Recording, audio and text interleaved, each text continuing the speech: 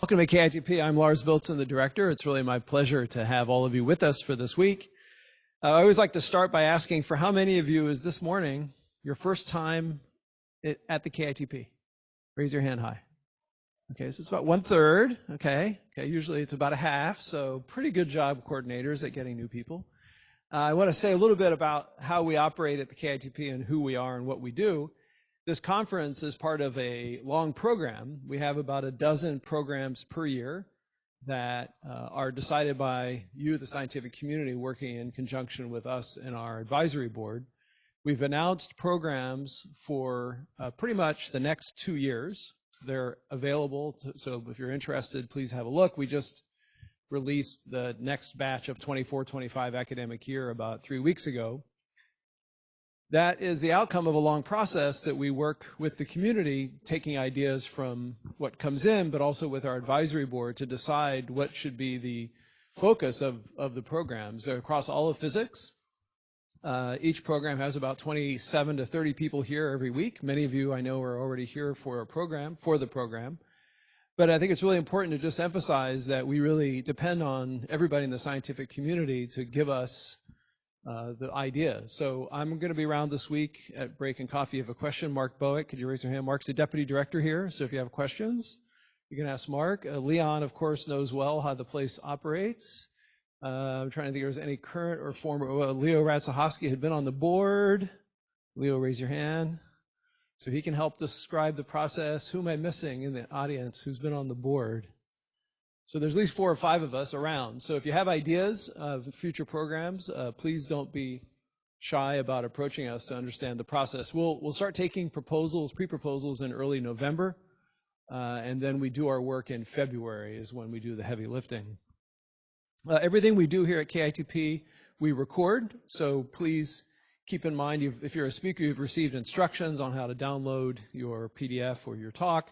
But it also means that we need for you to please use the microphone so that the questions you're asking get recorded, but also because everything's being broadcast on Zoom as well, it's important for those out there to be able to hear what's going on. Our major supporter for all these activities is the National Science Foundation. I'm happy to say we just received our renewal for another 5 years. So that was a relief to us, but again, that's really testimony to everybody in the community viewing us as a resource to be here.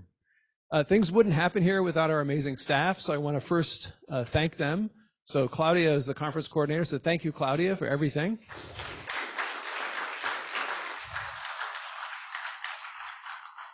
If you're bringing someone to dinner that we don't know about, please see Claudia so she can collect some extra money and increase the head count. Craig just went into the black hole. Okay, Craig.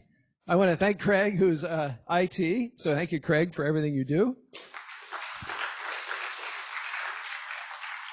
And I believe Alina is out there working and being certain the online aspect of what we're doing is functioning. So thank you, Alina. Let's give Alina a round.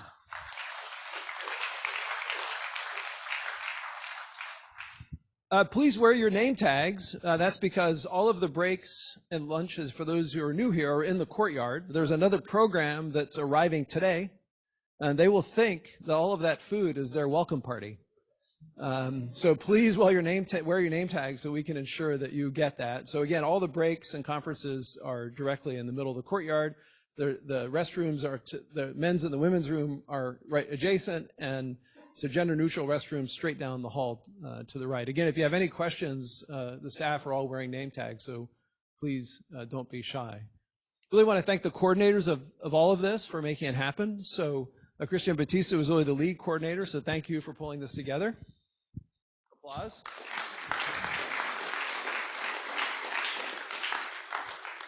Of course, the other coordinators are here, so I see Oleg, Lucille, and Natasha's right. Where's Natasha? I saw her come in. There you are.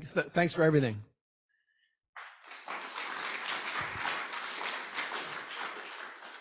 Okay, so time for questions is very important. I already emphasized that. Oleg will be the example setter of what it means to have a session with questions. And what that means is that the speaker has 30 minutes and there's 15 minutes for questions. And of course, Leon will set a brilliant example of a 30-minute talk, I'm confident. pressure's on. But it is very important, and I think that for us is something that to us is a real hallmark of the institution, is that we really want to have those dialogues happen, and the only way that can happen is if everybody really makes it happen. Part of that as well is we have a code of conduct which is posted outside and is in your packet. The prime thing of that is to really treat everybody respectfully, and of course question and answer period is a place where that manifests. So we're looking forward to having that be such that everybody's comfortable asking the questions they want and getting answers as best as possible. I think I really don't have anything else. Claudia usually tells me that I've forgotten something, but I think I'm good. Okay, so Oleg, with no further ado, I'm going to hand it over to you.